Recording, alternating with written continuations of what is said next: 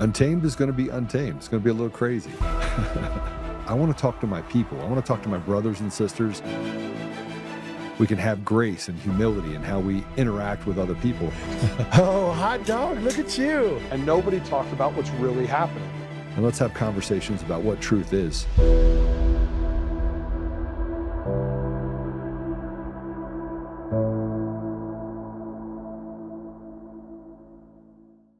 In judicial ethics, the mere appearance of potential fraud is disqualifying. Same goes here. Whether or not there is widespread fraud occurring, there certainly could be, and it doesn't matter how many times you scream, there's no widespread fraud. A lot of people believe there is, and there's no way to actually validate it. This isn't just about whether or not fraud is swinging the election. The appearance of fraud already is swinging the election. People rightly have zero faith in this janky, inefficient system. They feel like their vote isn't being counted. They feel like illegal ballots are being cast, and they're not wrong to worry about it. There's literally no safeguards in place to prevent that from happening, and way too many openings for it to occur on a massive scale. You all saw how it was neck and neck with Karen Basura on election night, nearly double digits ahead of Nithya, just as the polling predicted. Rahman fighting tears on election night, trailing Spencer Pratt by roughly 40,000 votes and about 10 percentage points. I dominated the in-person vote. I smashed Nithya on the mail-in ballots too. She was crying on election night. It was over. Then a few days later, suddenly Nithya started overperforming as they continued to accept ballots 7 days after the election. But days of county mail-in ballots have changed the map. I'm so grateful. Rahman has now erased a 40,000 vote deficit and moved ahead of Pratt by roughly 3,000 votes, a net swing of more than 43,000 votes. 43,000 votes, which just happens to be the exact number of homeless people on the streets in LA. They assured everyone that this is normal because for some reason that they can't explain, Democrats overwhelmingly vote by mail. There's a historical phenomenon in national voting called the red mirage. The red mirage. What we were calling a red mirage. The red mirage. Red mirage. Yeah. This term was coined because about some swing states count votes, usually favoring Republicans early. Then it becomes an advantage for Democrats later in the evening and then into the next morning. You expect to see the Republican with a lead, but it's not really a lead. Democrats vote in higher numbers by a mail-in ballot. Historically, Democrats vote in higher numbers by mail-in ballots. But not all Democrats, just the ones who are voting for the third place candidate, the one candidate who really needed the votes. Don't forget, there were 2 Democrats in the race, but for some reason, only the third place Democrat who needed the votes saw a disproportionate spike in votes several days after the election. Plus, multiple studies have shown that mail voting doesn't provide an advantage to either party. It's a myth. The media will say that claims of fraud here are without evidence. Keep in mind, an anomalous statistical spike like this is evidence of fraud. Ask any forensic accountant. It may not be necessarily proof of fraud, but it is certainly evidence of fraud. But forget the late ballots. Just because the vote swing coincidentally matched the specific LASA count of homeless people on the streets, just because NGOs that Nithya cuts checks to were hoarding ballots, just because hundreds of thousands of dead people and ex-residents who've left California were still on the voter rolls, doesn't mean anyone is taking those loose ballots and filling them out. First off, it's against the law. And we all know if it's against the law, it doesn't happen. The elections are fraudulent. All of the elections are fraudulent. They're fraudulent. We have this conversation. By the way, I am headed to Liberty Fest. We will have an hour show. We're going to have Jake Lang on.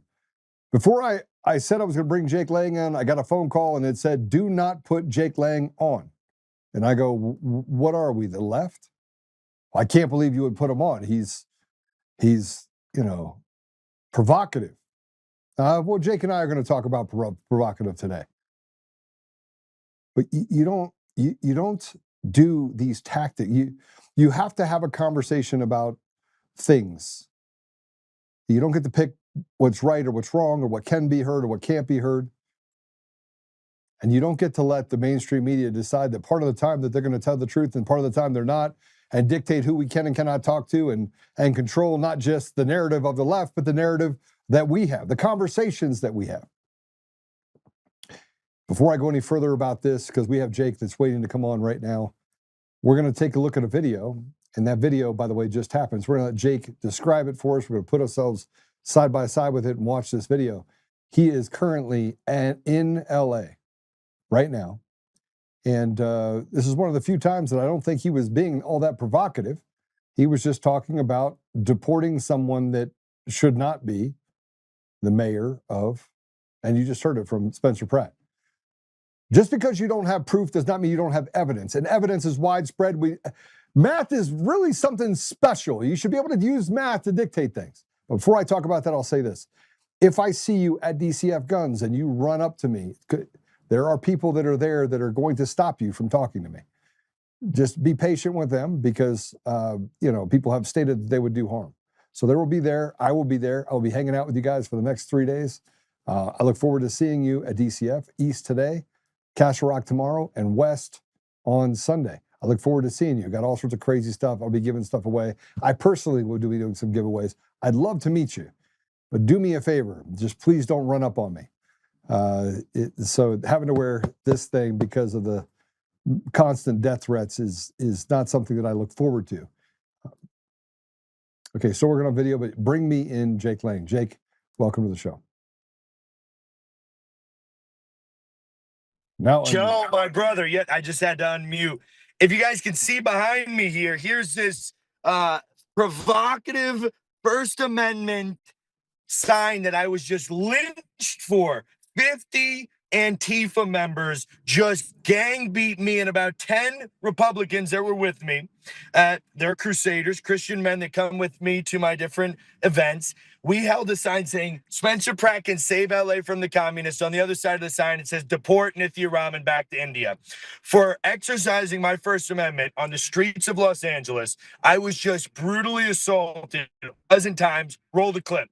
No one in the world has seen this yet. This is brand new. It's going to be the entire news cycle for the next 2 days on X and Instagram. I gave Joe this exclusive. This happened less than 30 minutes ago, Joe. All right, I escaped with my life. He's getting the video done right now. We'll do that. But I want to ask you, you just came back. You were just actually also in an interview, doing an interview to have a conversation with someone, left versus right. It was a gentleman that you had in the studio, kicked over a chair, threw a water bottle, seemed a little bit upset. He said he was going to slap me. You know what I mean? I'm a bitch slap you, he said. Well, in his Reverend Al Sharpton voice. But I mean, in fairness, he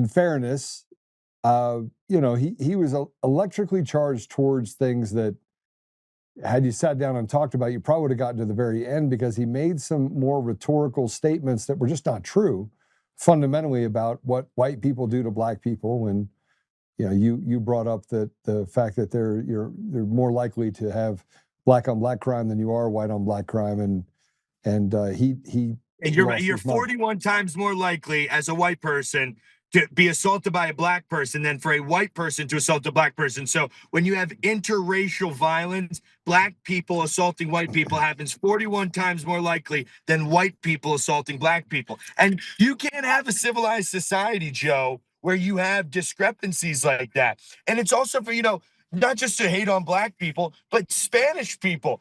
20 times more likely for a Spanish person to assault a white person than for a white person to assault a Spanish person. What's happening in our minority communities? What kind of stuff are they being pumped with from the BET awards, from the hip hop culture, from the gang culture, from all of these disgusting, they've been broken down outside. It's coming from outside their communities, and it's influencing their communities and turning these people violent and hate-filled against white people. Irina Zarewski, Austin Metcalf. How many more white people need to be murdered at the hands of blacks and of illegal immigrants? So let's get to this statistic. Let's get time out. Let's get to this statistic. Just so you know, 98% of the people that have been deported since President Trump took office came from 37 countries. Of those countries, the top countries are Guatemala, Venezuela, Somalia.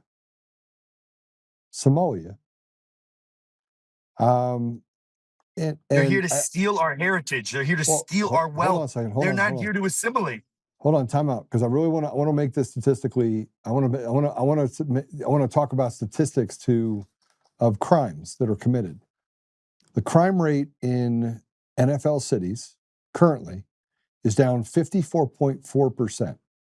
So NFL cities are just a way that you can actually look at the bigger cities around the country, and it's down 54. Violent crimes down 50. I have a really racist joke to make with the NFL. You're not going to make you're not going to make an NFL any racist joke here. But let me just. Oh, come on! What are you, a leftist? No, Your I'm not sensibilities? a leftist. Am I offending Joe Oltmann's fine sensibilities? No, hold on a second. I want to point this out because it's really important. It's not just white people that are Americans that are being demonized. Black Americans in this country, there's a replacement theology that's happening in this country. The Black Americans, you have Somalis and you have all of even the person that stabbed the young lady on the train, right, was a foreign-born Black man. Okay?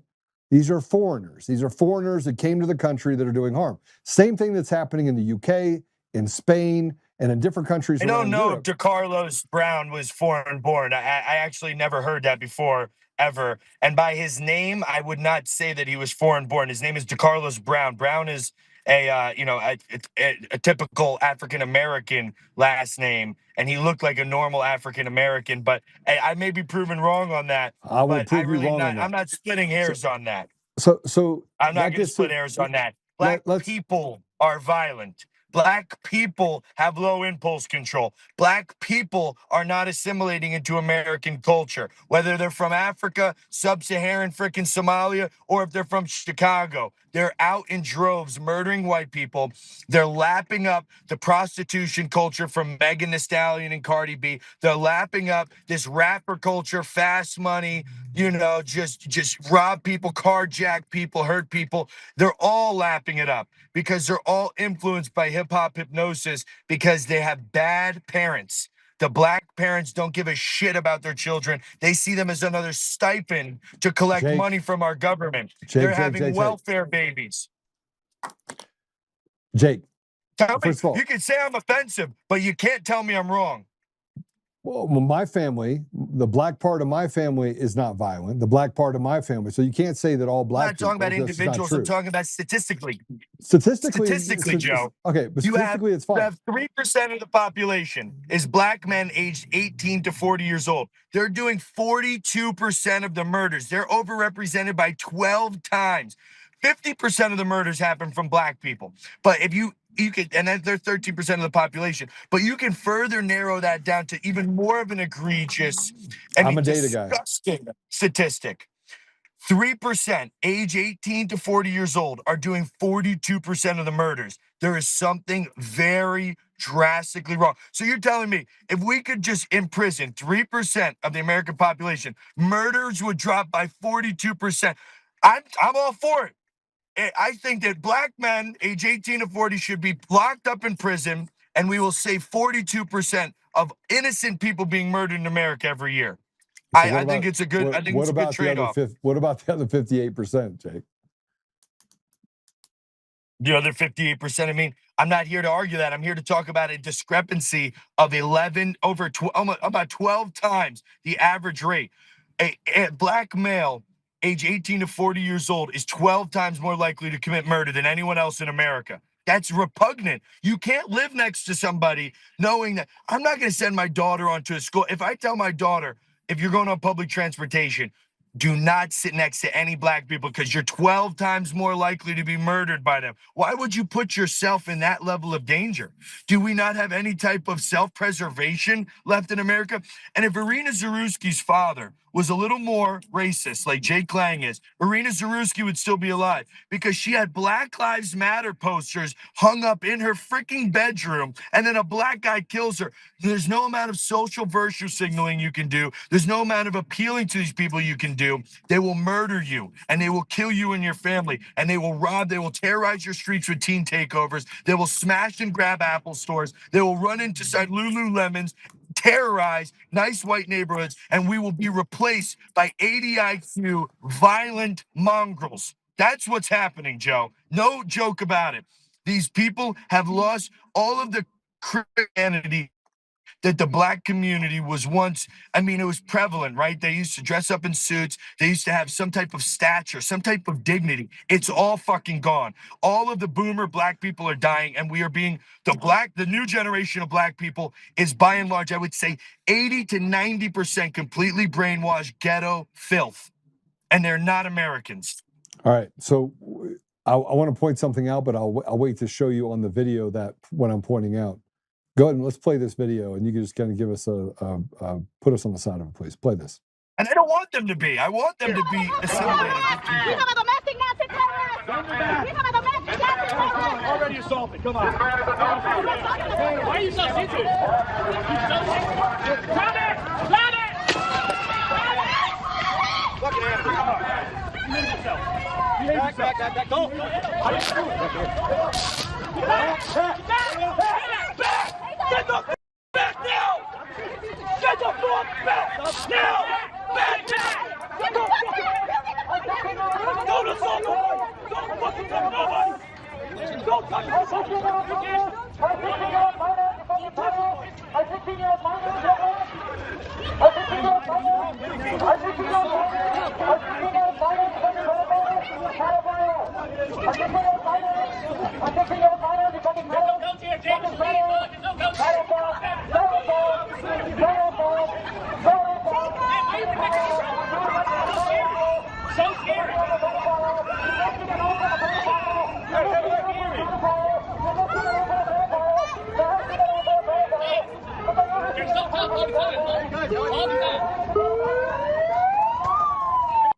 Y'all, this dude. That was within 30 seconds of me pulling up, Joe. Literally. I didn't even get to say a sentence of my political rhetoric, which was, hey, by the way, some Marxist born in India, a woman, should not be the next mayor of LA. Could call me a radical for saying some radical liberal socialist born in India named Nithya Raman should not be the next mayor of LA. And I got lynched for that by Antifa. Yeah. So I wanted to get to a statistical deal because I like to be academic about things. Frankly, I think if we're more academic about it, and by the way, I'm all about the fight. I don't actually care if you're purple with webbed feet, though, right? If you're a communist that's in this country that's trying to take from us what's not yours, I believe that you need to be run out. Frankly, that's what I believe. The statistic that I wanted to bring up was that 54% of violent crimes is down. And if you line that up with when President Trump took office in January of 2025 and the number of people that were deported by the Border Patrol and by ICE, it lines up perfectly to the millions of people that have been thrown out of the country who they said were violent criminals. And that's where you see the major change over the last 2 years. Now, I'm trying to work the problem with you. That's a beautiful thing. And I want to celebrate President Trump's wins.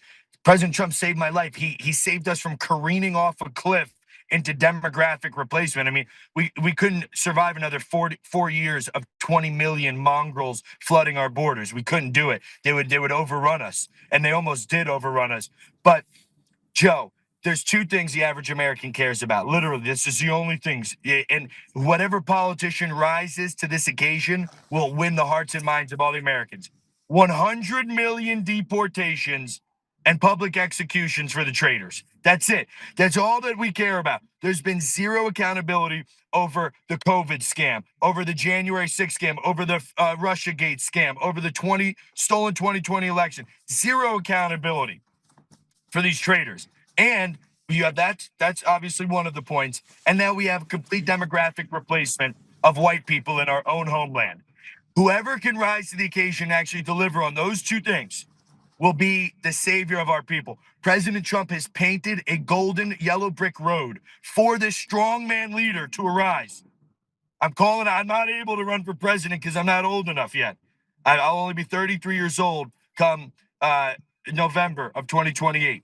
I'm not constitutionally, but a strong man must arise out of our people and deliver these two things. We don't give a shit about the public roads and bridges and healthcare and stuff like that. All that falls so pale in comparison to the demographic replacement in Europe that's happening and in America of our people. the posterity that the founding fathers secured these rights for. It said, for our posterity, for our bloodline, for our heritage, for white Christians from Europe. That is who they secured this land for. And we are being overrun by everybody else. And guess what? And this is so easy to do on AI. Anybody can ask AI right now, if only Jews voted in 2020, what would the Electoral College be? If only blacks voted, if only Spanish voted, if only Indians voted, and every single demographic, except for white, we would have had a literal 50-state sweep of the Electoral College. That's how different the voting patterns are, the principles are between white and black, between white and Asian. I mean, everyone, Asian, every other race votes Democrat. Jake, hold on a second. That's why they gotta go. We have fraudulent elections across the entire country in all 50 states. There's not an election that we've had. You saw the one with Spencer Pratt. That is an indicator of all the other elections that were stolen. The Spamberger in Virginia, that was another election. You saw the what are they called? The primaries in Colorado. Victor Marx won on the Republican side on a 50-50-20 split that anybody in their right mind would know you're not going to get 90% of the ballots come in for one person. Rule of large numbers. They did the same thing in Colorado in the primary that they did at Spencer Pratt that they've done to other races. They're all fixed, Jake. They're all fixed. I agree with that. That's why I'm out here literally contesting an election. But let's talk about the reality of black versus white. Black people, in large part, they don't vote the same. They don't have the same standards as us. Except for 29%. Except for it's actually black women that don't vote the same way. Black men historically vote the same way, and a large majority of black men voted for President Trump. 60% Democrat as compared to 80% black women. So we're still at a net loss. Between blacks, they vote like 70% Democrat, 80% on women, 60% on men. So you can ask Grok right now. So hold on a second, Jake. How do we get? It says, if only black men voted in 2020, who would be president? If only black men voted in 2024, Kamala Harris would be president. That's why I don't want the demographic replacement of white people. Honestly, I don't care about the color of people's skin. It's the policy that comes with the skin color. When black people only vote, 30 years from now, when America is like less than it will be like 40% white in 30 years. Literally, will be like coming in close to like 35%. We will lose every election. There will be no republicanism. There will be no Bill of Rights. There will be no protections underneath what we deem to be our rights, because they don't vote the same as we do. So the more they outbreed us, the Muslims, the blacks, the Spanish, the more we lose every single election. That's why it's so important, because we're different. We're different people. They come from different areas of the world. They have a different culture, a different heritage, a different social structure, a different set of cultural norms. And they don't believe in the liberty that our founding fathers comes from our blood, Joe. That Magna Carta came from the English Anglo-Saxon white man's blood. The thought of the Greek philosophers who set up democracy came from the white man's blood. All right, it's something baked into you. Freedom.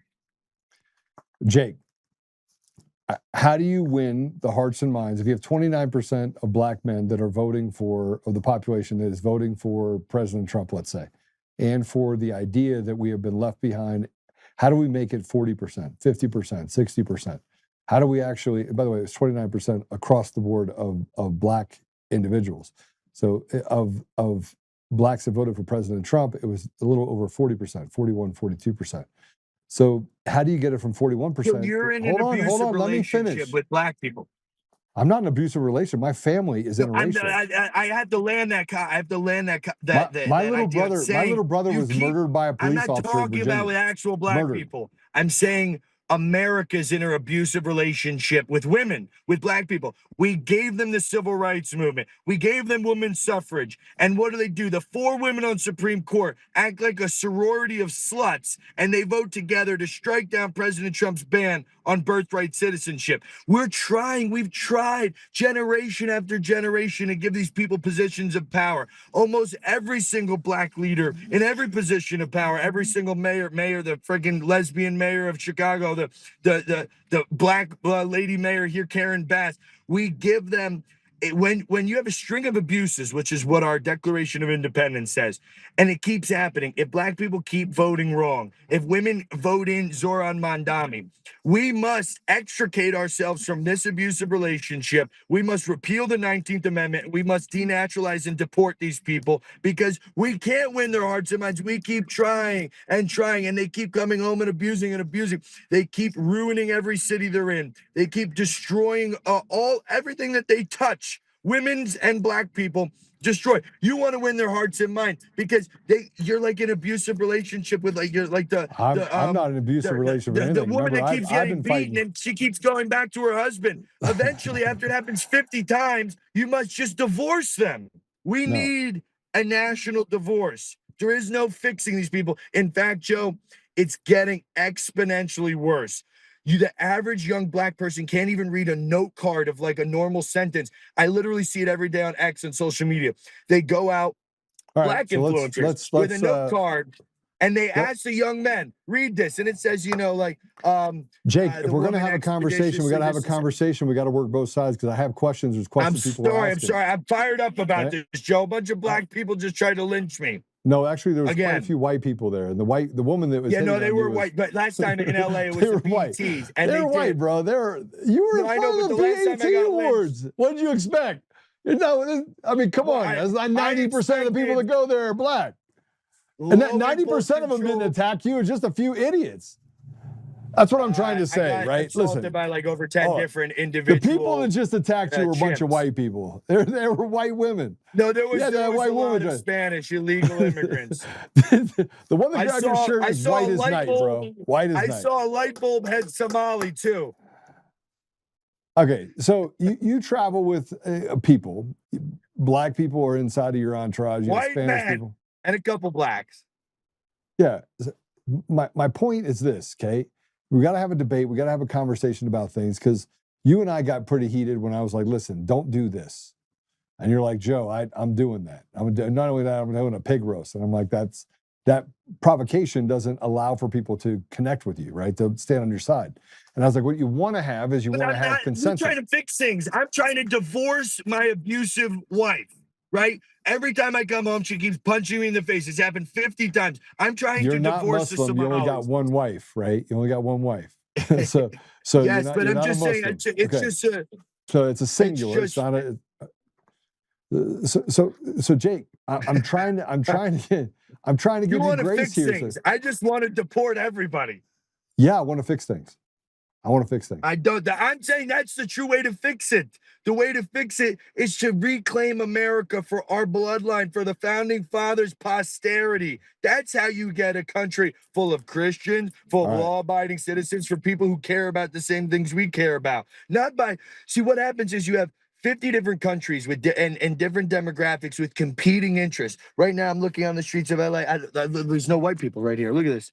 There's all Indians, Asians, Spanish. There's no way. Oh, there's an obese liberal white woman. Oh, there's a Muslim with a headscarf. What the fuck has happened to my country? Where is my country? Where are the white people at that vote like I do? They moved to believe Florida. In the same God that I do. So listen. There are plenty of people. It's hot outside, so they're in an air conditioned place. But the white people are inside. Yes, the sub-Saharan Africans are out fanning themselves. Okay, that's not what I meant by that. But let me give you some what I think is perspective here. Okay, which we have to have. There are so many people in this country that latch on to whatever they think they can latch on to that solves this pain that they feel. Black men, by the way, I think feel like they have to assimilate to something. They're called Uncle Tom. When they stand up and do the right thing, just like white people. There's a reason why there's white liberals. Right? There's a reason why there's white liberals, because they're retarded. And there are plenty of retarded people to go around that are white. Would you say that? Is that true? I mean, you just got attacked by I was just lynched by a whole entire group of self-hating whites, race traitors. And by the way, when the future rises, race traitors will be dealt with first. Jay, here's a question that just came across the wire. Would you say the same thing about Jews? Would you say the same thing Yes, about? because if you ask Grok, unequivocally, ask Grok right now, if only Jews voted in 2024, who would be our president? Kamala Harris. The Jews would have sold us out. Deport those. So you're an anti-Semitic, racist, Islamophobe. I'm going to give you all the dog whistles now, bro. You get them all. You get them all. Right? And no, I wish I didn't have to be. I wish that they voted like common sense white people vote. The problem but is they the don't. elections If are you give rigged. them We power- don't know how they vote. You don't know how they vote. You know, I'm just going to tell you, you don't know how they vote because it's all rigged. The whole system's rigged. Jake Lang, it's rigged. All the way down the line. I agree with that, Joe. But we do know how. You see the freaking Jews in New York. They back Mandami. They hate themselves. I mean, you see them coming out in droves. Okay. They hate themselves, man. They come out, these liberal Jews. The text messages that I'm getting right now are just so funny because they're like, Joe, you knew Jake was going to do this when he came on. Listen, I'm trying to reason with Jake. And I get more radical. There is no going back. Yes, there and is. this is a part. I pray that you will go back. Let me land something here for all of your audience because it's not my age people, mostly 30-year-old white men. You're wrong. Let me land something. That's okay. You have no clue what's coming. Everybody my age believes almost identically to the things I believe. When the boomers are gone, you have no idea. The white man chimp out is coming and we're taking back our country. We are going to freak out and extricate these invaders from our country. Come hell or high water. I'm telling you, Joe. Where is that in the Bible? That Jesus whipped those money-changing Jews right in the ass and kicked them through their tables over and kicked them out of God's temple. No, my country is God's temple, and these money-changing Jews and these sub-Saharan freaking money, the Somalis that steal our money, they're all going to get the 3-cord whip in the ass, and they're going home. You know, when I was a kid, we had people that you know, when I was younger, we had people that thought that any attention was good attention. I'm trying to say that there are plenty of people that would align with you on what you're saying about people that should not be in the country that have not assimilated if it wasn't about race. If we could just have a conversation, because I can do the same thing about people from India. I can do the same thing about people from not Asians. Asians just stick to themselves, frankly. No. We will keep the Asians. We can keep. They're the smartest guys out there. The only people that can like ace the ACT. Like you have 100 of them, 99 of them got 36. We'll keep the Koreans, the Vietnamese, and the Japanese. They can stay. They're honorary white people. But the commies from China. I don't even know where this conversation's going. No, because they're honorable. Jake, I'm trying to mentor you here, brother. They're not commies. They're not. They're amazing people. And actually, no, but the Chinese commies, they gotta go, and all the other ones, they gotta go. And the Filipinos. Actually, the Filipinos are Christian. They're nice people. We'll keep like 10 of them.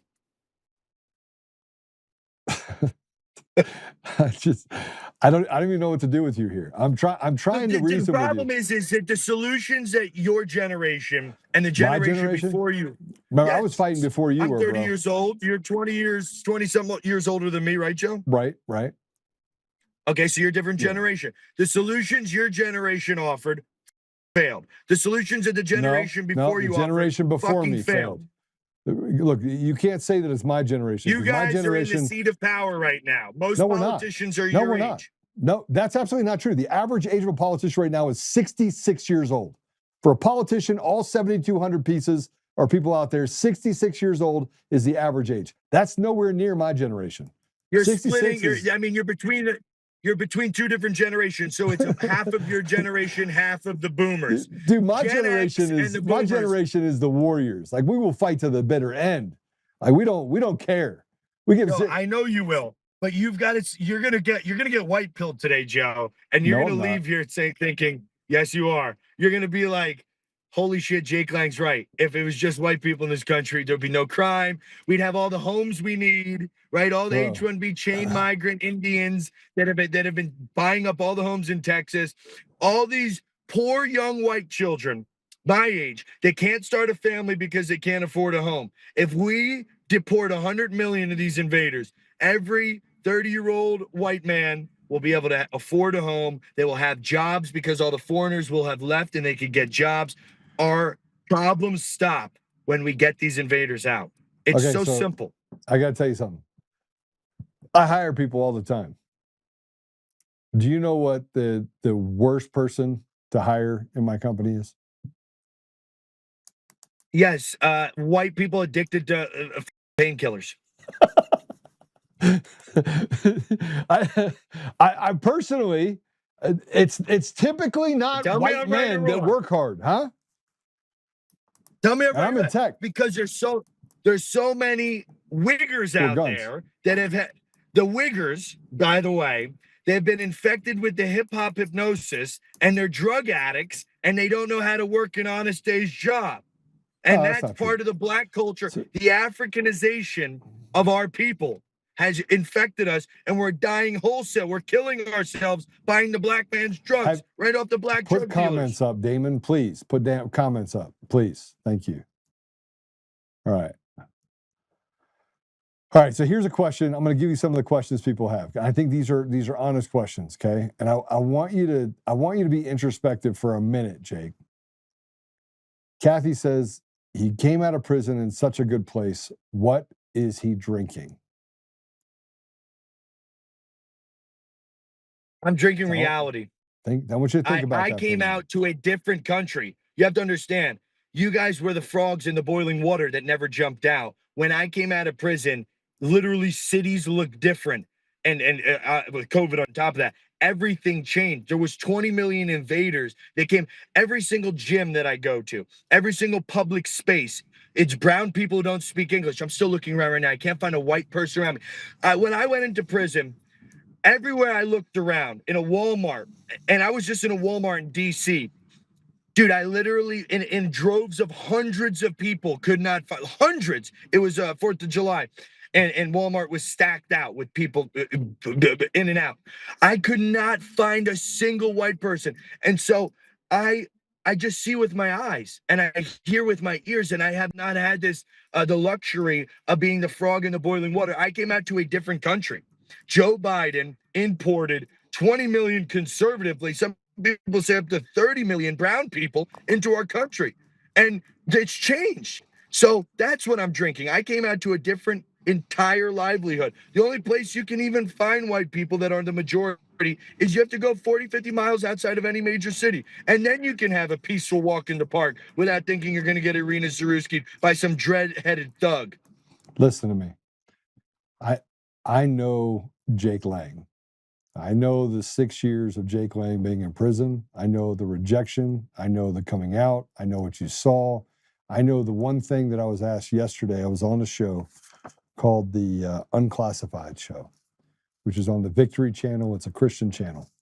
And he said, Joe, what do you regret? They're great people. We love the Victory. What do you regret the most about the last 6 years? And I got choked up. And there's only one word that describes what leads to the most pain. One word: time. I gave up time. I gave up time with my family, my friends. I gave up time nurturing those relationships, building things, helping people. I gave up time because I was just in a war for 6 years. I know you were in that war. I know you were in prison, between the two, right? But I'm telling you what people are telling me, and I feel this for you because you and I got into it, right? And I know that there's this as brothers do. As brothers do. There's this thing inside of you that is, you're an innately good person. And one of the things, I'll just say this comment. Where is it? I just saw it. CSA Liz says he's right about many things, but he needs to improve his delivery. My delivery is the reason why you guys know my name. My delivery is the reason why I smash the algorithm. I'm a #1 conservative activist in the entire country. I get hundreds of millions of views a month, literally. We're bigger than CNN. I mean, what we're doing is literally shaping culture. Do you understand? 1 year ago, when I stepped out and I slapped the Quran with bacon in Dearborn, Michigan, no one was talking about Islamification in America. Now we have sitting U.S. congressmen literally saying no, but putting a ban on Islam. Randy Fine, people, Nancy Mace. We have literally shaped culture and changed people's ideology on this entire racial demographic shift because of my delivery. I'm Samuel Adams. I'm not, Thomas Jefferson. I'm not coming in with the ink and the pen. I'm here to light the brush fires of liberty in the hearts of men. I may be rough, tumble. I'm a fucking prisoner of war that came out after 2.5 years of solitary confinement to see everything I knew about America change. And we're one generation from losing it all. I still haven't seen a white person on the street as I'm looking around. And it disgusts me, not because I don't like these other people, because they have their own homeland and they should be fighting for the rights that we have here in their homeland. All these people come here to our country instead of the brave men, the doctors, the engineers, the skilled workers, the smart people, instead of fixing their shithole third world countries, India and all these Bangladesh, Pakistan, sub-Saharan African countries, Ivory Coast, all that stuff. Instead of fixing their countries, they flee like cowards to come to America, but they don't assimilate, they don't stand on principle, and they start to slowly but surely bring their shithole third world backwater ideologies and their religious values and their goat and all the stuff they do to our shoreline. And I'm disgusted with these cowards that flee their countries instead of fixing their countries like we did, like the American people did, and establish liberty for themselves. And they come here just like it's the same thing as what's happening to Texas. Democrats flee from their shithole states to go to Texas, to go to Tennessee, to go to Florida, but they bring their ideology with them, not knowing that they're fleeing from their ideology and the people that practice their ideology. It's the same principle with everybody from South America. They're fleeing their countries instead of fixing their countries. And if that's not bad enough that they're cowards that can't stand up like men against tyranny, they're bringing their ideologies with them. And then slowly but surely, generation after generation, it turns into little Haiti. Everywhere you go, it turns into little Morocco, little this, little that. Where's little England? There's no little England left. Where's little Italy? We're being driven out. We're being replaced. And with a replacement comes a change in everything. There's hijabs everywhere I look in California and everywhere I go. Hijabs everywhere. And I don't see any white kids. I'm in the airports, Joe. I fly probably about 10 flights a month, if not more. There's no white children, literally anywhere. All I see is brown children everywhere. You have no idea what's coming. And President Trump, by the way, just because I say these things does not mean this is taboo topic. President Trump just tweeted out, and you guys can pull it up if you go on his Truth Social, an image of a kindergarten class in Minnesota. It's 100% hijab wearing freaking 4-year-olds or 5-year-old kindergartners. Our president understands this. These topics, like I said, we've elevated this social issue from my activism, not just me solely, but a large part of being the spearhead of it in the face of the remigration movement, is now common talking point for the sitting president of the United States of America to tweet out something like that would have been taboo a year or two ago. And now it's common knowledge. Yeah, white people are being replaced in Minnesota. The children aren't white anymore. Nobody's white. We're not having children. The white replacement is not it's purposeful chaos, right? There's still white people all over the world, right? We're funding other people's ability to have children, and we're basically making abortion the only right you have in the United States. So this is why I like to talk about how we got here. Thank God for abortion. If it wasn't for abortion, there'd be 40 million more black people in America, and it would be wreaking havoc. You wouldn't even understand what would have happened to America. Imagine, just walk outside and imagine Jake, 40 million more thugs and armed robbers and degenerates. Imagine that. And 40 million more Democrat voters, by the way. You wouldn't have, President Trump wouldn't be in office. Imagine. Thank God for abortion. Thank you, Jesus.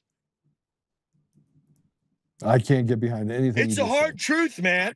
That is not the hard truth. Nobody can get behind that, but it's a fucking truth. That is not of the course, truth. every human being is made in the image of God, Look, and every human being has inherent dignity. In but 2 decades, I cannot no, stand stop for a minute. Stop. 40 million more black people. Just so you know, only 42% of all abortions are black, 34% are white. Okay, just so we're clear. That's, Gammy, you're right. Yeah, well, they're only 13% of the population, so they're massively overrepresented in killing their own children. But, you know, I thank God for that disgusting, horrible, it's a devil's advocate thing, because we'd be a Democrat regime and it would be crime-ridden everywhere. So this is the great thing about academics, right? And I don't need to convince you, I need you to understand where it comes from. Let me put this in perspective for you. If people can't afford to have children, which is the #1 reason why they have abortion, is because of convenience. They can't afford to have children. White, black, green, yellow, purple, they don't want to be poor, right? If you take away the government glut, the 56 cents on every dollar that these assholes take, and you give it back to the people, and you say, listen, we're only going to take 10% of your pay. We're going to let you keep 90%, both at the state and the federal level. And you will see a thriving that happens in the community and people taking responsibility for what happens to them. People can't pay to pay attention. They don't have the ability to. They're barely putting food on the table today. An opportunity that doesn't exist. So where you say it's a symptom and that there's all this crime and everything else, I talk about the fact that there's a chokehold. There's a chokehold on the generations of people, black, white, green, yellow, purple, that have been here for generations, that are strangers in their own home. And this influx, this replacement theology is real. This hijab theology, the same thing that turned, modern Iran into hijab land, and where everyone has to wear a burqa, and what it's done to adversely affect other countries. And London. And I agree with Belfast, you. I agree with you, but that has nothing to do with black people who are Americans that have been here since the 1600s, right? It's fundamentally flawed, because we have imported a resistant group of people who do not want to assimilate. And you cannot, if you do not have assimilation, you do not have a functioning culture. You have to have a shared culture. That culture has to be based on education. It has to be based on some moral aptitude. Right now, it's just deviancy and perversion. And that's what's being promoted. That's why we are where we are.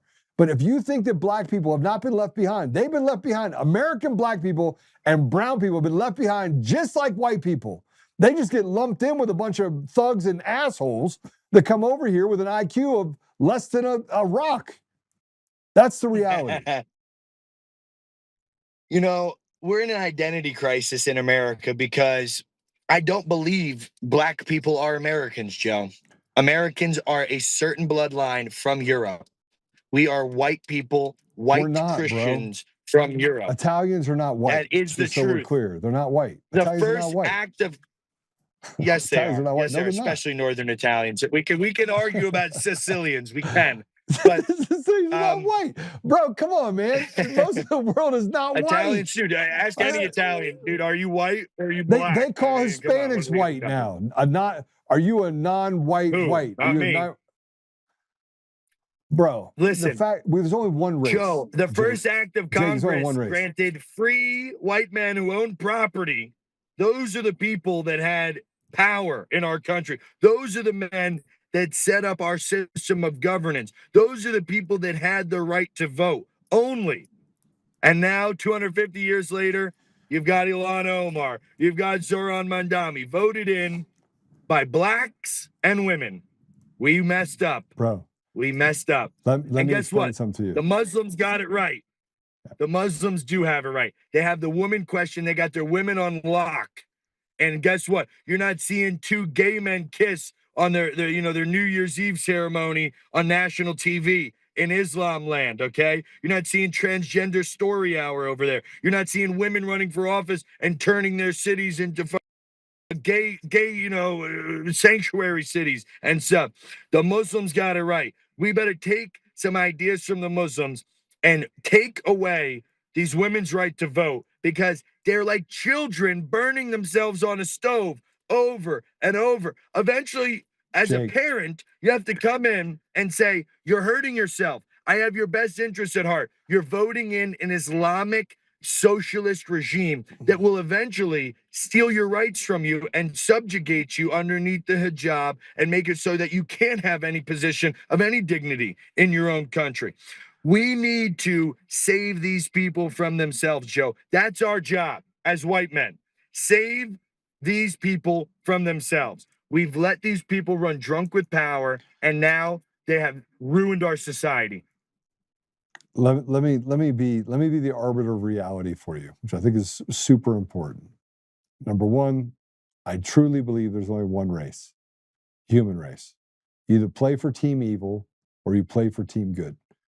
And if we were to dictate and create an environment where we got rid of Democrat, Republican, and all those letters that you have to wear, if we got rid of the black, white, green, and I'm not saying you can't delineate people based on, hey, well, obviously he's black, obviously he's Spanish.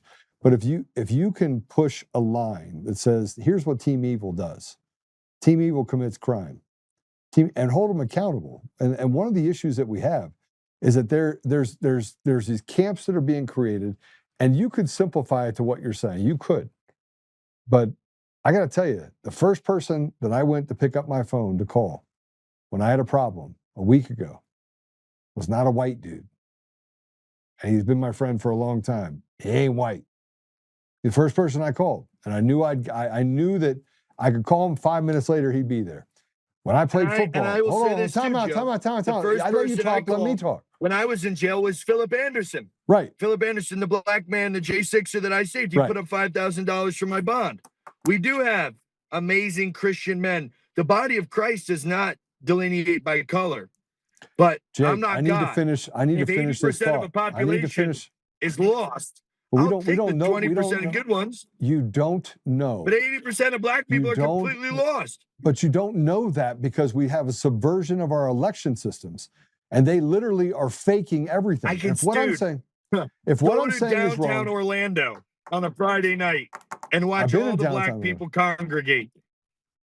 Dude, it is. That's sickening. not all the black people in Miami. I promise you. Grills and chains are all ghettofied. That's the new age black person. Maybe, but that's not all 80% of blacks in America are ghetto. That's not true. But let me just give you this. You just said the first person you called was Philip Anderson, right? The first person I called when I needed something was a black man.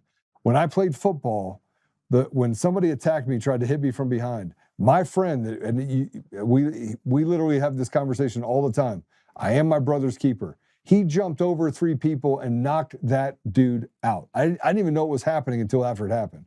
So we have to delineate that there is a team good and team evil, and we just got to start putting them on their sides. But this idea that we're actually going to, and look, I agree with you with this Islamification of our country. It shouldn't happen. If you can't assimilate, you can't be here. Get out, right? What about Africanization of our country? Where's that happening? Blacks are African. They're not American. They're African. They're from a different continent. They're African. We're from Africanization. No, we're conquerors of this continent. By the way, just so you know, if you want to go back to, I think it was 1653. It's been that way for 300 years. 1653, the first court case that had to do with slavery. It was a black man that argued in court that he could own slaves till they died, right? It wasn't a white man. So we create this, it was the white man who liberated the world from slavery. Yes. And by the way, it's back. We were the only ones in America is a slave. Everyone's still practicing slavery. Every other race, except for the white race. Yeah. Okay. I want you to know that if we start looking at this from the perspective of race, we've already lost. We've already lost. Because you can't get I don't people believe over to your side. I believe you're in an abusive relationship with racial reality, and you want to see the good in people. You have black friends. I have black friends. My family. And guess what? I have black family. Amen. All right. Amen. So, but the reality of this situation is, Joe, 80% of black people want you dead. They hate white people. They hate our culture. Nah. They hate the Roman warrior. They hate the Greek philosopher. They hate the American patriot. They have been completely usurped. Their minds have It's been not taught true. to them. What you're saying is not Black true, Jake. people are taught Jake, that's from a not true. very young age that the white devil is the oppressor. And it's in our school curriculum. They're completely brainwashed. 80% of black people want you dead, Joe. They want to see you wiped. They want to see white supremacy, which is what America is. We are the number one. We're a white country, and we're the most supreme in the world. They want to see the end of white culture. They want to see the end of. They don't want to see President Trump and JD Vance, two handsome, well-spoken white men running America on the world stage. They want to see a Indian and some hijab-wearing woman up there. Yeah, they don't want to see our people represented by our people. Yes, they do. That's how they vote. That's how they vote. Jake, that's if you could say that the elections are not 100% fraudulent. You went to J6 because you were not represented and you wanted to redress some grievances, because we are living in a world that basically we're a captured nation. Those things are true. But saying you're a captured nation and looking at it from the perspective of race is short. It's a shortfall. Frankly, it's not true. There are plenty of people who, look, I'll just say it right now. John Thune is a traitor to our country. Him not passing the SAVE Act, he's white as the driven snow, right? You can look at other people like Olympia Snow and all these other people that work inside of a Congress on the Democrat side, Republican They're race side. traitors. No, they're traitors to the nation, to the ideals, to the very word, soul Joe. of our nation. The nation, perfect word. All right. In the Bible, I will God leave says, this to I will you. call forth from the nations of the world. What are nations, Joe? They are races of people. God separated us by races in the very beginning of the Bible, in the Tower of Babel. When God separated us and put this, all the different races, he put different tongues and different nations all across the world. Okay? Your nation is your race. You missed the plot. Gen X and boomers, you guys missed the plot. This nation of ours is a race of people. It is a bloodline. The race. Listen, what you don't understand and what they've not told you about the Bible. I know, but I'm just talking to your audience, and I'm white pilling right now. The whole Bible is about bloodline. The whole Bible is about bloodline. Everything in the Bible talks about bloodline. The very first chapter of Matthew, God himself wrote the book of Matthew. And in the New Testament, the most important beginning of any book ever written, what was the first whole chapter? The bloodline, the nation, the race of Jesus Christ. And with that, I mic drop and I sequester myself, because I have a group of crusaders that need their honorable leader to go celebrate another great crusade. For you. I'm going to pray for you, and I'm telling you that you have to consider things that are different sometimes. Black lives matter. Bloodlines matter. Bloodlines matter. Love you, Joe. God bless you, brother. All right, God bless you. God bless you guys. I love you so much, man. Well, that was a lot. Let's talk about this for a minute. And I said I'd only go an hour today, but I think this one deserves more than an hour. So I got a comment from Patrick, sent me a text message, and he goes, I can't have that guy on. I can't interview him. There are people that listen to this podcast that believe the things that Jake believes. There's an immense amount of pain. When I was overseas, I met with people who said, you can't go into this country because they're nothing but terrorists. The entire idea of where we are right now, the pendulum swing back to sort of this tolerance of Islamification of our communities and this apologetics that we've given ourselves to ignore the identity that we have as a nation has been largely caused by apathy and cowardice. Well, that all started based on an idea that all Muslims were terrorists. That happened in 2001. See, it actually is written that when you have paradigm crashes, which is easy to do when you have an idea or identity that's set on certain people that do hate you, But you went over to their nation, you blew up big buildings, and you created a whole new generation of terrorists. And something bad goes wrong with you. And I'm talking about myself. In 2002, I lost friends. My family was adversely affected by 9/11. I grew up in the DC area, and that was an attack on my country. And keep in mind, when the 9/11 happened, I was in my 20s.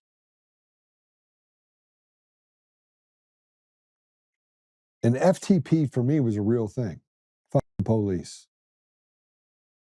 My brother was murdered in 2017, and these pieces of trash wrote an article that wasn't true and painted my brother as something that he wasn't.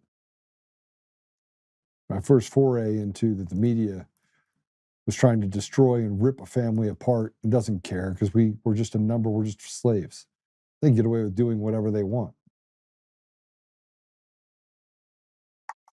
Jake spent years in prison. I thought all Muslims were terrorists until I went there in 2007. Something changed in me. Something changed because I had a paradigm crash because I got to meet people where they were, not where I wanted them to be. Fast forward, I spent an enormous amount of time and built amazing relationships with Muslims in other countries. And I learned to read people really, really well. I knew when I was dealing with a Muslim that hated me. And typically I would become much more, puffy chest, so to speak. Like, who are you talking to? You're not talking to me that way. And they do this thing where they try to dismiss you. Most pronounced when I was in Israel. I had this group of people that tried to dismiss me. You're a Christian, dismiss me. The only two fights that I ever got into that were real knockdown, drag-out fights, one was in Israel. I got called a dog and a bunch of other stuff. And I was like, I got your dog right here. Because I don't put up with anybody's shit. None of it. I love the Lord, but I'm going to send someone to the Lord real quick if they and find out. I say that because I have an immense amount of tolerance towards people because I've been able to see the other side. I've been able to see pain. I've seen kids blown up. I've seen the outcome of a bombing of an entire village in the Middle East. Yeah, does racism exist? Yes, it exists in all shapes, sizes, colors.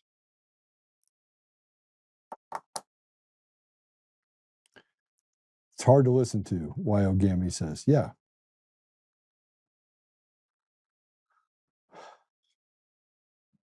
But we have to talk and work the problem.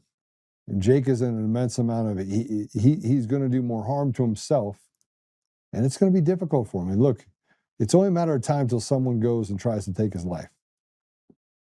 So someone's got to slow him down. So I keep talking to him about slowing him down. Sometimes everything looks like a nail and you're a hammer. But he lost time. He lost reputation. He lost the ability to enter the market. I mean, what's he going to go do? What job is he really going to go do if he's not doing this one?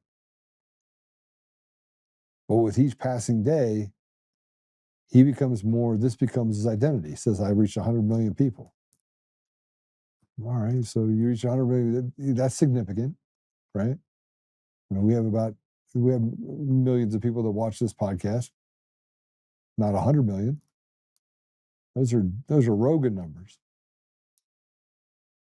The idea that this negativity that he creates is going to lead to meaningful change without kinetics is false. I know the other part of the flesh, and that is we want to defend our brothers and sisters. When you talk about black people, you're talking about my family. You're talking about me. You talk about Hispanics, you talk about people that I've served. You talk about Muslims, you talk about people that I've broken bread with, that I've had to get in fights with, shoulder to shoulder. So how do you delineate that? How do you talk about Asians? I got lots of Asian friends. Lots. But if you fast forward in history, and this is why I wanted to have Jake on today. When you fast forward in history and you get all the way to where you are right now, I had to go through 2020, 2021, 2022. You know what I called Democrats? Rapists. I can't remember the 3 words that I used. And I wanted to separate it. You know, I have Democrat friends that would call me. I had people that worked with me that would say, you know, my wife's a Democrat. She's really offended by what you said.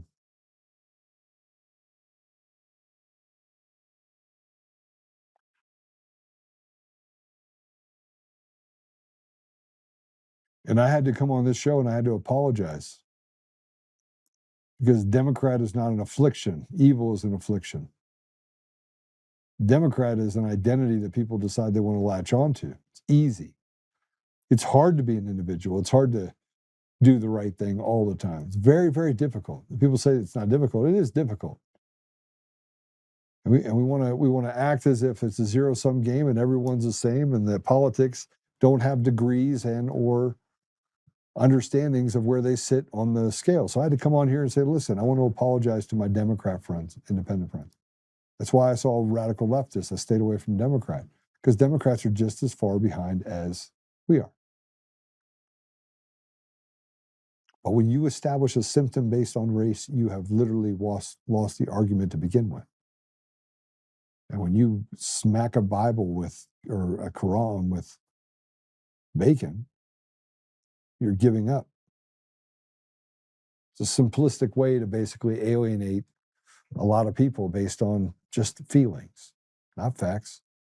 The facts can still be the facts, and you could still say, okay, that 42% of the crimes are committed by 3% of the population. If you broke it down, you could say even more importantly that 1% of the, or 20% of the 3% commit 42%. And that means 80% are good. That's a pretty good statistic. You can go out there, nobody's going to harm you. Black people, brown, it doesn't matter. But we have a problem, and the problem is we have stolen elections. Our elections are absolutely fraudulent. It's not the problems that we have are not based on race. It's based on culture, identity. We either identify as the United States of America, or we are the divided states of America. And that's what the communists want. They've stolen the election. You have no idea what the real vote is. You don't know, because it's not real. And if it was real, and what Jake was saying was, all right, let's just say it's all done. Jake, you're right. If that was true, they wouldn't require 40 to 50% of everyone you interact with online is a bot. Demcast, go check it out. They wouldn't need bots. It'd be real. People would get out there and they'd have these hyperbolic. You wouldn't need to try and sway the direction of society by putting up fake people to give fake opinions. It wouldn't happen. So I'm just going to leave this with you and consider this. I hope Jake considers it. We are, first of all, Jesus did not go and punch people in the face. And I'm not telling you that people don't need to be punched in the face, because they do, but it's not over race. Because you could say a lot about white liberal women. They've created the demise that we're even talking about.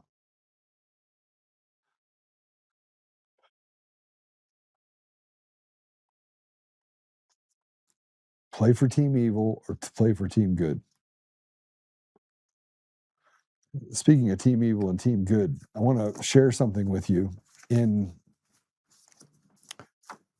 Let's put this post up. On July 8th, cured and overseas ballot dumps being reported. The Associated Press announced that Victor Marx is the winner of the Colorado GOP primary. He came from behind. He was down 13%. Now, usually it says that this late night ballot drop happens for just Democrats. Well, now 90% of the ballots that came in after the first day favored just one person. That's Victor Marx. And over 90% of the ballots that came in went towards him. And if you look at this, you have a 50-50-20 race. 40%, 40%, 20%. What's the likelihood of that happening? What's the likelihood of having a near cut? It's zero. Elections are fraudulent. They're fraudulent. They're absolutely fraudulent. But we have to tolerate these elections until we decide to have a rebellion. It's not going to be a racial rebellion. It's going to be a rebellion of good versus evil. CSA Liz says, yes, Joe, our problems are not race-based, cultural differences and evil versus good. I agree with you fully.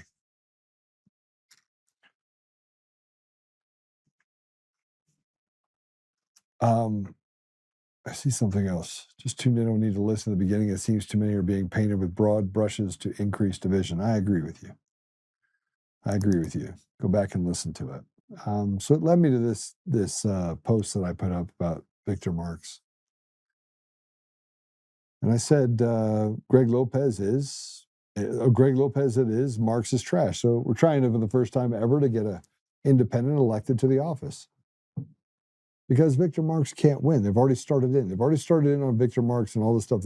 They literally know, they're doing everything they can to go after Victor Marx. And you knew they would. President Trump is doing everything he can to give us back an election that has a semblance of being real. And we sit back and you talk about Spencer Pratt talking about what he talked about. When people start lumping things together and saying, election denier, and you have these dog whistles, it's nothing more than them saying that they need chaos in order to get what they want.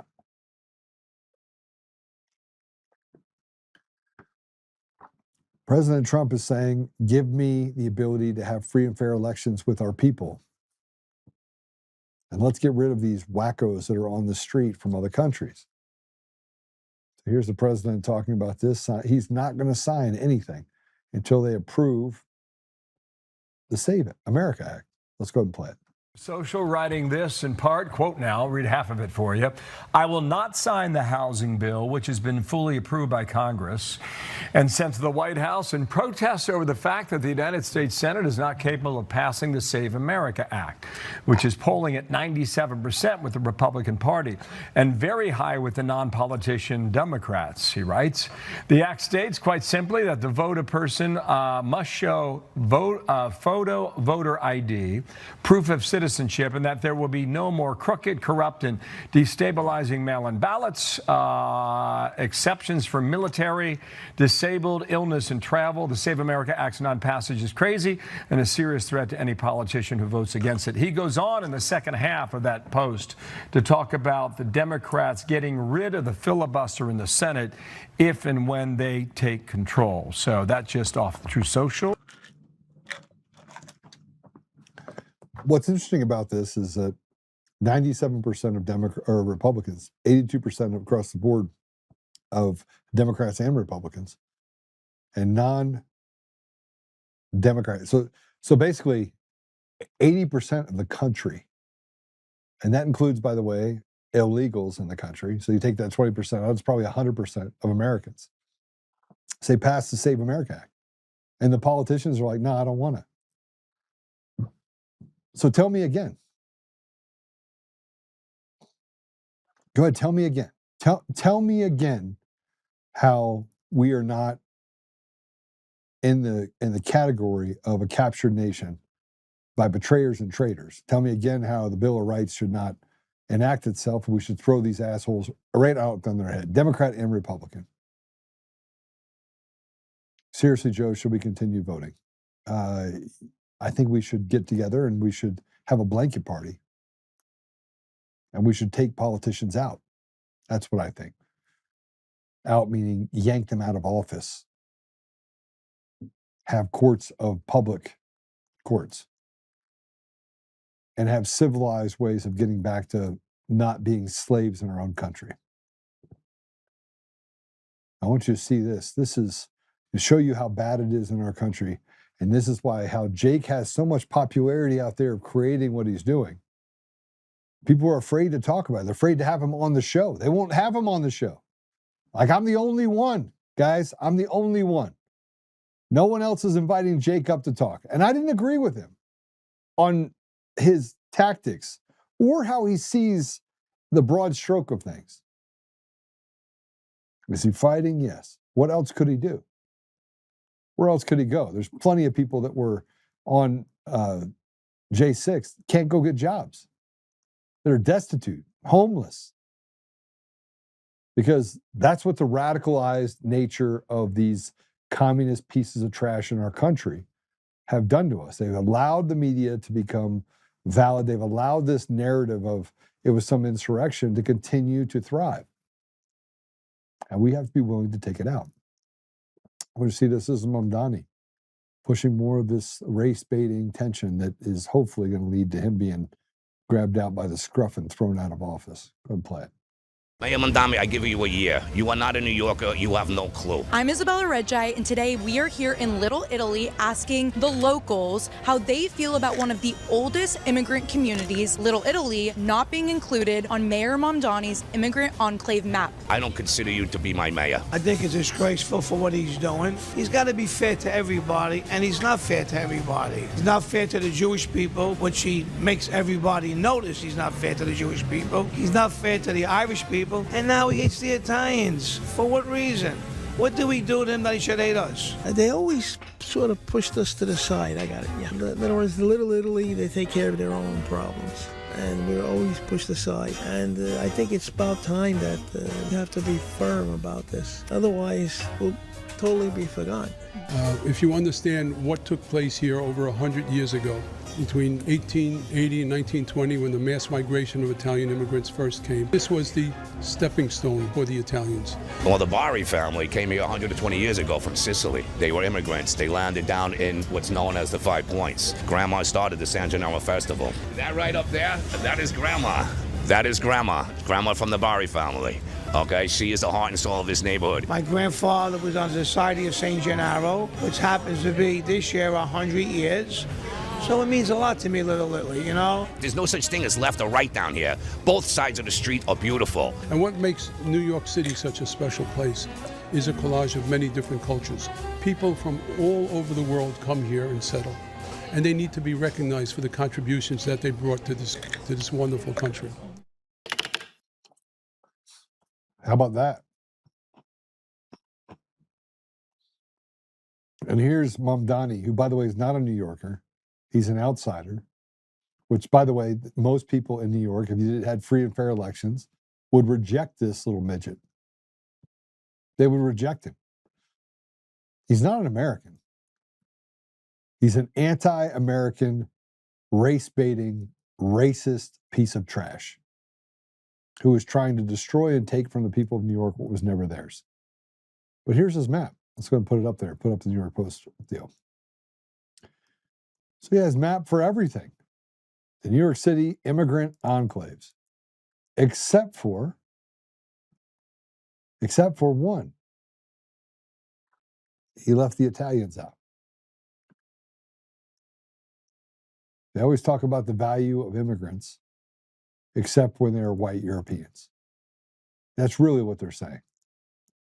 And here's a 1-minute video posted by NWokeness that highlights the immigrants that built New York City. Play it.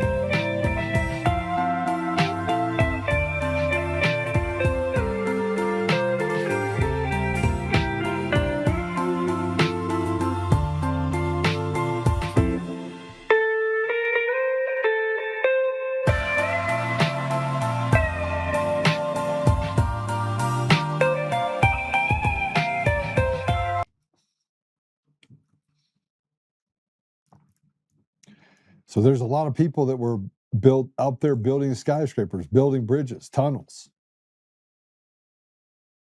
It was a rugged Americanism at its finest. And we weren't thinking back then of race. It was a melting pot of sorts in New York City. People got along, but they didn't. I mean, look, this tension has always existed. It's existed everywhere. There are people that they escalate it.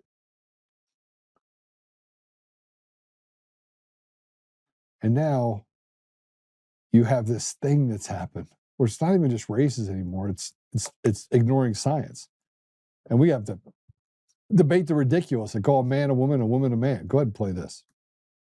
If trans women are not real women, then why is it that my vagina having ass had to go get a prescription for a yeast infection? Common thing, happens to 3 out of every 4 women. So, guess that includes trans women. So, how's that for that basic biology, you know? Because the biology tells me, yeah, I am a real woman.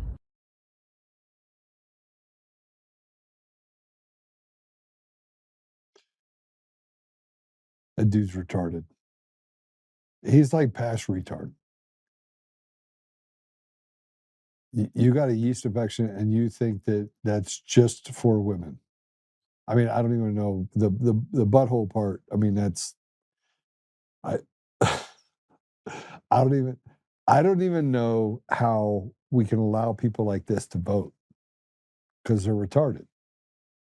We should have like a new amendment that says retards. You have to take a test of sorts of whether or not you're mentally ill and retarded. I don't know.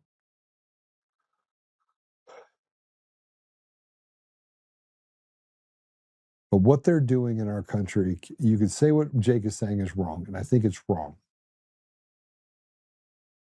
I think it's completely wrong. I think what Jake is saying is wrong. I think it's wrong. I think he's looking at it with beer goggles and pain, lots of pain.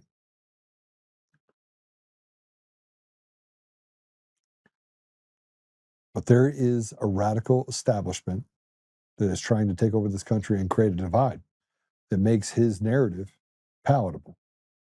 And that's dangerous if we don't talk about it.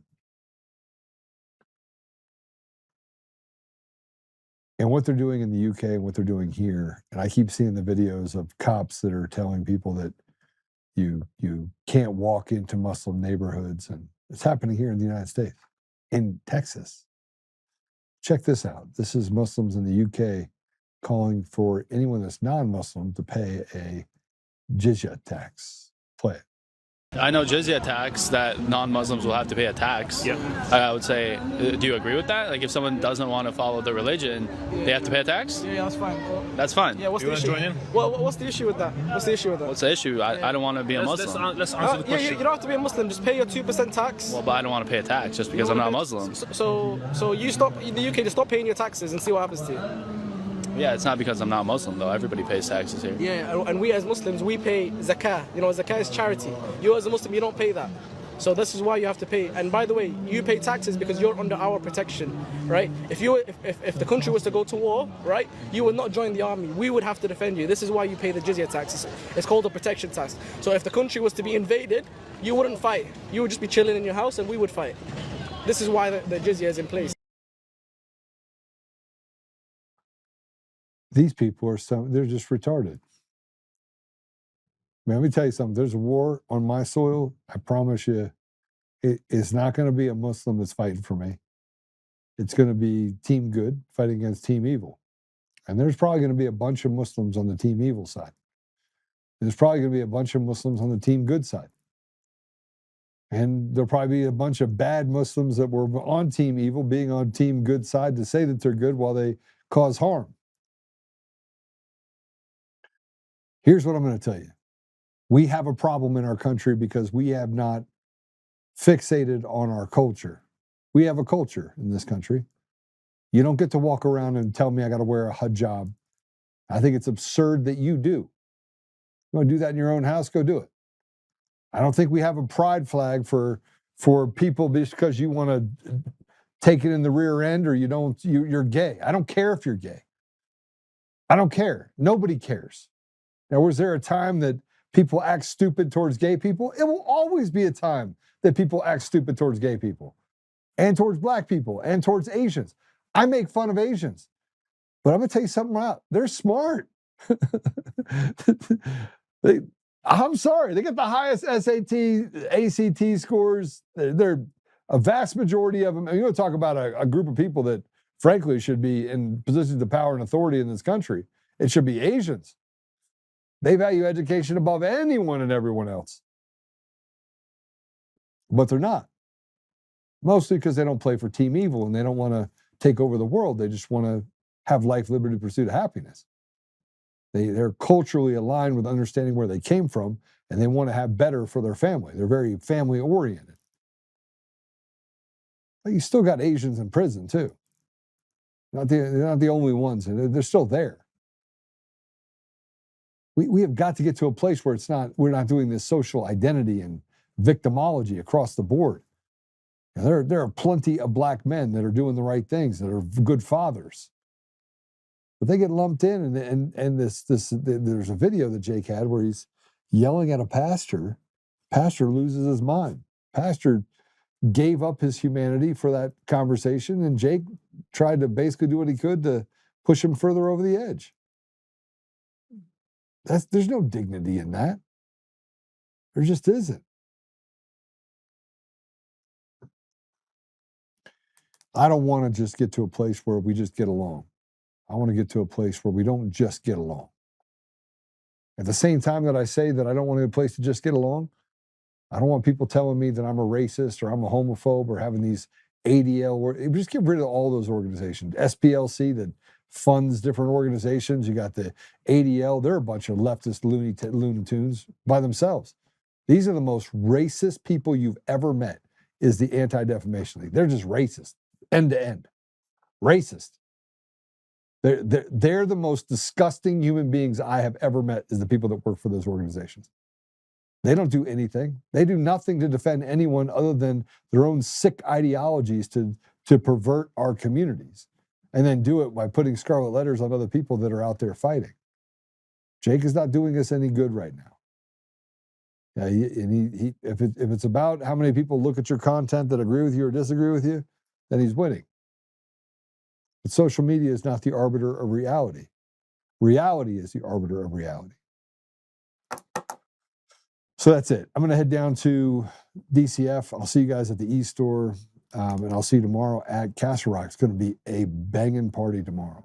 So let's go ahead and run this out. Father God, thank you for the patience that you gave me. Today I needed patience. Thank you for the wisdom that you've instilled upon me and other people. And thank you for walking with Jake. I know he's got some things he needs to work through, but man, I wish he could have peace. Father, I ask you to please give us the ability to pause for a moment, to be academic. Doesn't mean we give up, Father, our strength or give up our courage. Just means we take a deep breath and try to figure out what the outcome. What are we trying to come up with an outcome? How do we create unlikely alliances? How do we build something that allows for us to restore you, Father, to our community, to our country, to the world? How do we separate Team Evil from Team Good? And how do we make sure we teach our children to fight for what is 100% righteous that they fight for? I don't know what the answers are, Father, but I put it before you and say, thank you for the opportunity to at least work this problem. We ask you for guidance. We ask you for the ability to really focus in on what is happening in our society and to cut out the cancers that have taken from us, again, what was never theirs to take. We ask you, Father, to give us the strength to be patient, but also the strength and the courage to step forward and to do the things that are necessary to protect future generations. We ask these things, Father, humbly, in Jesus' name. Amen. All right. It's Apple Podcasts, Google Podcasts, Spotify, Pandora, iHeartRadio, TuneIn, and more. It's pretty crazy stuff. And yeah, I don't know how I feel about the show today, but I'm going to be thinking about it, praying about it, looking into it. I do want to say this before I close. Yesterday I had a deposition. Patrick filled in. He's been on vacation, so he filled in. And the deposition was for a Coomer deposition. I lost my cool a couple of times during that deal because they just are liars. Coomer lawyers are liars. And the Coomer lawyers are such liars that they filed a temporary restraining order, a protection order against me. Made me go to the court and spend tens of thousands of dollars again. And it wasn't just Coomer, because Coomer's living out of country, and he didn't show up anyway. It was Coomer's attorneys. It was people that work for Coomer's attorneys. Because I badmouthed them because they're evil, demonic, shitty people. Like David Beller, that's wrapped up in the Christopher Gregory case. And you have Charlie Kane, who he's the last name of Kane. I mean, you figure it out. The guy's just evil personified. And you have Brad Clower. I mean, there's nothing more evil than this man. This guy lies as easy as it is for him to just walk across the street. They all fit together. They named a few other people in there, but they took me to court and they got on the stand and they lied maliciously in order to make it impossible for me to make a living. You have to have certain permits when you do contracts with certain companies. If you have a protection order against yourself, you are denied entry. You don't even get clearance to go into certain facilities. I, in essence, would have lost my ability to make a living. They did that. And they did so with evil intentions, without an ounce of evidence that there was any harm that I've ever said about anyone. I've said that traitors should be tried for treason and found guilty. They should hang. And that the people inside of our state that are in leadership, they have betrayed the people. They are traitors, treasonous traitors. And they should be tried for their crimes. Jenna Griswold, Phil Weiser. I don't know how I feel about Jared Polis because he granted clemency to Tina Peters. I feel better about him today than I did yesterday, but I still am really upset about Team Evil, the synagogue of Satan, that they all agree that they work towards in order to hurt Americans, and more specifically hurt people in Colorado. But last week, they lost the protection hearing. It was vacated, dismissed. They were found to what they said had no finding of fact at all. And although they didn't like the fact that I was calling for a rebellion, which I still do, but that I didn't say anything directed towards them. But the narrative that they made it up. And no matter what the judge wanted to do, the judge saw it and said, I have a First Amendment right to speak about the crimes that have been committed by people, especially related to people connected to Eric Coomer, who is a part of the system, Dominion voting systems, Sequoia voting systems, to subvert the voice of the American people. And it's obvious. They lost that. So yesterday in the deposition, I just want you guys to know something else that happened. They brought up documents related to Joey Camp and said that, you know, this is your guy and you shared this post. And I keep thinking about it, like the ridiculousness of what they were actually saying. And I was like, I don't know. Well, is he in belief? Where is Joey Camp? I go, I don't know where he is. Were you aware that he takes credit for something? I was like, I'm not aware of anything that Joey Camp does. And then after the Joey Camp part, they brought it in and said, are you on RT? And they say that you don't agree with, and they went through Max McGuire's text messages and said, you don't agree with Ukraine. And I was like, no. I said, we're standing on the side of humanity. I'll stand on the side of Russia twice a day and every day, or twice on Sunday and every other day. And the reason being is I know about what's happened in Ukraine. Turns out I'm right years later. And I don't care what you think. I can think whatever I want. But then he said that I'm a Russian asset. That's what the guy said, is that I'm a Russian asset because I'm on RT. Because I speak my mind and I understand and have more access to information than this nimwit Brad. But it got worse.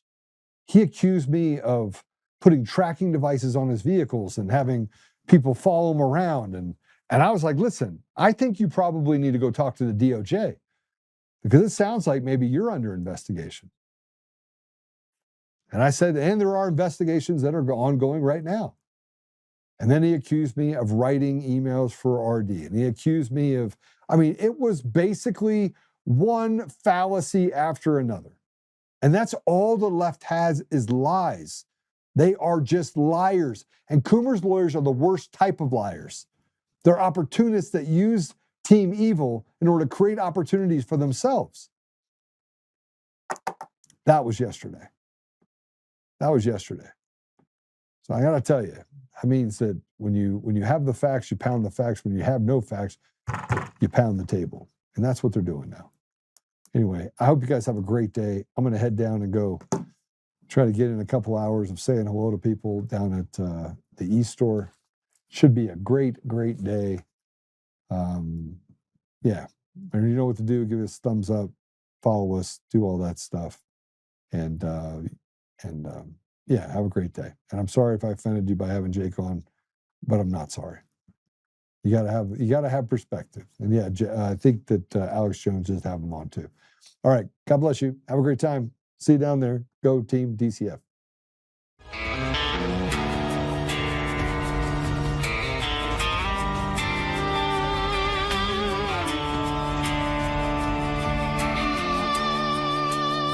Rise up untamed in the heart of the fire where the wild ones roam. Joe Oltmann's calling, bringing truth back home. From conservative daily to this untamed fire, we shatter the silence, lifting spirits higher. No chains can hold us, no lies can prevail. Authentic and fearless on this rugged trail. Patriots gather under stars and stripes. Untamed nation, igniting the night.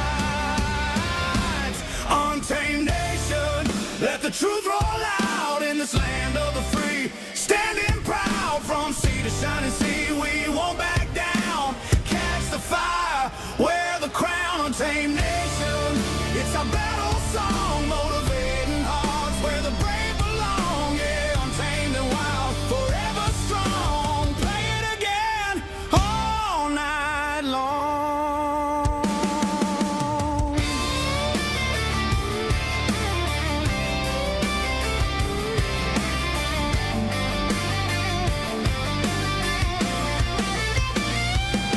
Break the mold, chase the real. No more games, time to heal. Joe's voice leads the untamed crew. Truth matters through and through.